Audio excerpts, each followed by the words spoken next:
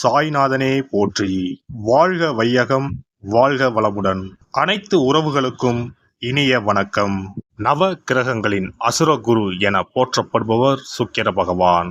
வாழ்க்கையில் மகிழ்ச்சி, சந்தோஷம், இன்பம் ஆகியவை இன்றி அமையாதது. இத்தகைய மகிழ்ச்சி, சந்தோஷம், மனைவி, குடும்ப வாழ்க்கை ஆகியவற்றை அமைத்து கொடுக்கக்கூடியவர் சுக்கிர பகவான். களத்திர காரகன் என திருநாமம் கொண்டவர். லட்சுமி தேவியை அதி தேவதையாக கொண்டவர். ஒருவருடைய ஜாதகத்தில் சுக்கிர பகவான் வலுத்திருக்க வேண்டும். ஜாதகத்தில் இவருடைய சேர்க்கையும் நன்றாக இருக்க வேண்டும். இல்லை என்றால் பலவிதமான பாதிப்புகள் ஏற்படும். குறிப்பாக சனி பகவான், ராகு பகவானுடன் சுக்கிர சேர்க்கை ஏற்பட்டால் அந்த ஜாதகரின் இல்லற வாழ்க்கை சிறப்பாக அமையாது. பல பாதிப்புகள் ஏற்படும். சுப கிரகங்களில் பார்வை இருந்தால் மட்டுமே பாதிப்புகள் சற்றே குறையும். நவ கிரகங்களில் அதிக ஆண்டுகள் தசையாக கொண்டவர் சுக்கிர பகவான். மொத்தம் 20 ஆண்டுகள். அவ்வாறு சுக்கிர பகவான் ஒருவரின் ஜாதகத்தில் மத்தின்ப வயதில் வந்து பலமாக இருந்துவிட்டால் அந்த 20 வருடமும் அவர் குபேர சம்பத்துக்களை அடைவார். லட்சுமி யோகத்தை முழுமையாக அடைவார். அப்பேற்பட்ட சுக்கிர பகவான் மே மாதம் 19ஆம் தேதி, அதாவது வைகாசி மாதம் 6ஆம் தேதி மேசமனையில் இருந்து ரிஷபமனைக்கு இடப்பெயர்ச்சி ஆகிறார். தனது சொந்த வீட்டில் அமர்ந்து ஆட்சி பலம் பெறுகிறார். குருவோடு சேர்க்கை, சூரியனோடு சேர்க்கை, புதனோடு சேர்க்கை என இந்த பெயர்ச்சியில் ஏற்படுகிறது.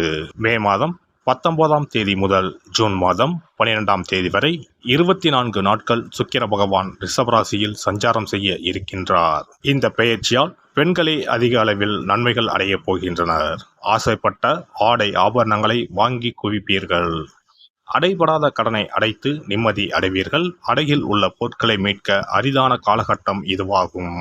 இனி உங்கள் ராசிக்கான பலன் என்ன என்பதனை பற்றி காண்போம்.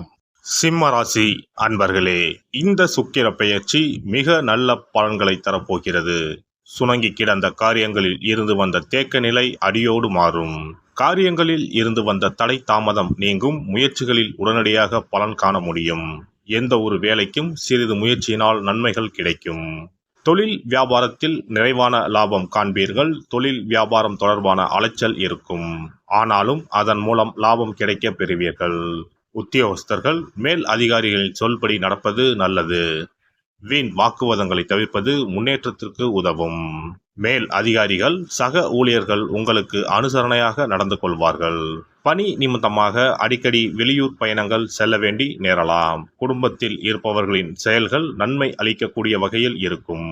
குடும்ப உறுப்பினர்களுடன் அனுசரித்து செல்வது நல்லது. எந்த விஷயத்தையும் கணவன் மனைவிக்கிடையே திட்டமிட்டு செய்வது நன்மை தரும்.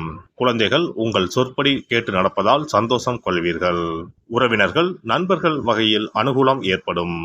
பெண்களை பொறுத்தவரை எந்த ஒரு வேலைக்காகவும் கூடுதலாக அலைய வேண்டி இருக்கும். பயணம் செய்யும் போது சற்று கவனம் தேவை. அரசியல்வாதிகளுக்கு சங்கடங்கள் குறைய தொடங்கும். எதிர்க்கட்சியினர் உங்களை பற்றி குறை சொல்வதை குறைத்துக் கொள்வார்கள். தொண்டர்கள் உங்கள் பெருமைகளை பற்றி புரிந்து கொள்வார்கள். கட்சி மேலிடத்தின் ஆதரவு, மனதிற்கினிய பொறுப்புகளை பெறுவீர்கள்.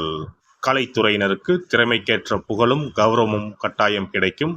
பணவரவில் முன்னேற்றம் உண்டாகும். நண்பர்கள் மூலம் தக்க சமயத்தில் தேவையான உதவிகளை பெறுவீர்கள். அமைதியாக செயல்படுவீர்கள். மாணவர்களுக்கு எதிர்கால கல்வியை பற்றிய சிந்தனை மேலோங்கும். கூடுதல் நேரம் ஒதுக்கி படிப்பது வெற்றிக்கு உதவும். நட்சத்திர பலன்கள். மகம் நட்சத்திரம். இந்த பெயர்ச்சியானது நல்லவர்களுடன் பழகும் வாய்ப்பை ஏற்படுத்தும். முடிந்தவரை அடுத்தவருக்கு உதவி செய்யும் முன் நண்பர்களுடன் கலந்தாலோசிக்கவும். நீண்ட நாட்களாக வராமல் இருந்த கடன்கள் இனி கொஞ்சம் கொஞ்சமாக வசூலாகும். நீங்கள் திட்டமிட்டு செய்த காரியங்கள் இனி மெல்ல நிறைவேற்றுவீர்கள். பூரம் நட்சத்திரம். உத்தியோகத்தில் இருப்பவர்கள் கடுமையாக உழைக்க வேண்டியிருக்கும். நினைத்தபடி பணிகளை செய்ய முடியாத நிலை உருவாகும். பதவி உயர்வு, சம்பள உயர்வு கிடைக்கும். பிற இடங்களுக்கு மாற்றலும் கிடைக்கும். உங்கள் மேல் நம்பிக்கையும் உயரும். உத்திரம் நட்சத்திரம். இந்த பெயர்ச்சியானது உங்களது கோரிக்கைகள் ஒவ்வொன்றாக நிறைவேற்றும். வேலை இல்லாமல் இருப்பவர்களுக்கு முயற்சிகள் எடுத்த பின் நல்ல வேலை கிடைக்கும். வேலையினால் ஏற்பட்ட சோர்வும் மன அழுத்தமும் குறையும். அடுத்தவரிடம் பேசும்போதும் கருத்து தெரிவிக்கும் போதும் எச்சரிக்கையாகவும் இருப்பது நல்லது. தினமும் மாலை வேளையில் சிவனை வணங்க காரிய வெற்றி உண்டாகும். இனி சுக்கிர பகவானின் அருளை முழுமையாக பெற வெள்ளிக்கிழமையில் செய்ய வேண்டிய வழிபாடு என்ன என்பதனை பற்றி காண்போம். வெள்ளிக்கிழமை என்பது தெய்வ வழிபாட்டிற்கு உரிய நாளாகும். அதிலும் குறிப்பாக மகாலட்சுமியை வழிபடுவதற்கு சிறப்பான கிழமையாக கருதப்படுகிறது. நமக்கு செல்வத்தை வாரி வழங்கக்கூடிய மகாலட்சுமி தேவியும் குபேரனும் நம்முடைய பூர்வ ஜென்ம கர்ம வினைக்கு ஏற்ப பலாபலன்களை கொடுக்கிறார்கள். அதை அனுபவிக்க செய்யும் பொறுப்பு சுக்கிர பகவான் பார்த்துக் கொள்கிறார். ஒருவர் செல்வந்தராக இருப்பதற்கு ஜாதகத்தில் சுக்கிரன் அருள் கட்டாயம் இருக்க வேண்டும். சுக்கிரனுடைய அருள் பெற வெள்ளிக்கிழமையில் சுக்கிரஹோரை வரும் நேரத்தில் இவ்வாறு வழிபாடு செய்தால் சுபபோக வாழ்க்கையை அனுபவிக்க முடியும். ஒருவருடைய ஜாதகத்தில் சுக்கிரன் நீச்சம் பெற்றால் உடல் ரீதியான ஆரோக்கிய ரீதியான பாதிப்புகள் ஏற்படும். சொத்து சுகங்கள் எவ்வளவு இருந்தாலும் அதை முழுமையாக அனுபவிக்க முடியாமல் செய்துவிடும். பெரிய பெரிய பணக்காரர்களை எடுத்துக்கொண்டால் அவர்களிடம் எவ்வளவு காசு கொட்டி கிடந்தாலும் சுக்கிர தசை இல்லை என்றால் அவ்வளவு பணமும் வீண் விரயமாகத்தான் போகும். குறிப்பாக மருத்துவ செலவுகள் செய்தே சொத்துக்கள் அழியும் நிலை வரும். இதற்கு சுக்கிர பகவானுடைய வழிபாடு நல்ல ஒரு பலனை கொடுக்கும். சுக்கிர பகவானுக்கு வெள்ளிக்கிழமை என்பது உரிய தினமாகும். சுக்கிரன் அருள் பெற வீட்டில் வெள்ளி பொருட்களை பயன்படுத்துவது நலமாகும். வெள்ளியில் சுக்கிரன் வசிப்பதாக ஐதீகம் உள்ளது. வெள்ளி பொருட்கள் கொண்டு பூஜை செய்தால் சகல சௌபாக்கியங்களும் உண்டாகும். சுக்கிர வழிபாடு செய்ய நினைப்பவர்கள் காலை 6 மணி முதல் 7 மணி வரையிலான காலம் சுக்கிரஹோரை ஆகும். அதனை தவறவிட்டால் மதியம் 1 மணி முதல் 2 மணி வரை சுக்கிரஹோரை நிகழ்கின்றது. அதையும் தவறவிட்டால் இரவு 8 மணி முதல் 9 மணி வரையிலான சுக்கிரஹோரை நேரத்தில் வழிபாடுகள் செய்து பயன்பெறலாம். இவற்றில் காலை 6 மணி முதல் 7 மணி வரையிலான முதல் சுக்கிரஹோரையில் சுக்கிர வழிபாடு செய்வது சிறப்பான பலன்களை கொடுக்கும்.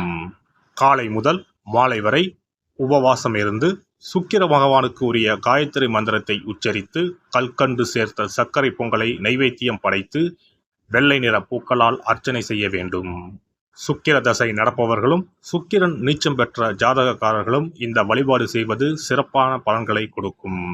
சுக்கிர தசை நடக்கும் பொழுது சுக்கிர வழிபாடு செய்து வர வருமானத்தை சுகமான வாழ்க்கை வாழ்வதற்கு உரிய வகையில் பயணிக்க செய்யும்.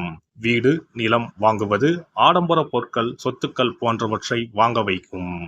அதுவே சுக்கிரன் நீசம் பெற்ற காலத்தில் இந்த வழிபாடு செய்பவர்களுக்கு வீண் விரயங்கள் இல்லாமல் ஓரளவிற்கு வறுமையிலிருந்து பிழைக்கச் செய்யும். வெள்ளிக்கிழமையில் நவக்கிரக கோவிலுக்கு சென்று சுக்கிர பகவானுக்கு வெள்ளை வஸ்திரம் சாற்றி வழிபாடு செய்யலாம். வெள்ளை நிற நைவேத்தியங்கள் தயார் செய்து கோவிலில் வரும் பக்தர்களுக்கு தானம் செய்யலாம். இவ்வாறு செய்து வர சுக்கிரனின் முழு அருளும் கிடைக்கப் பெற்று வாழ்வில் உயரிய நிலையை அடைவீர்கள்.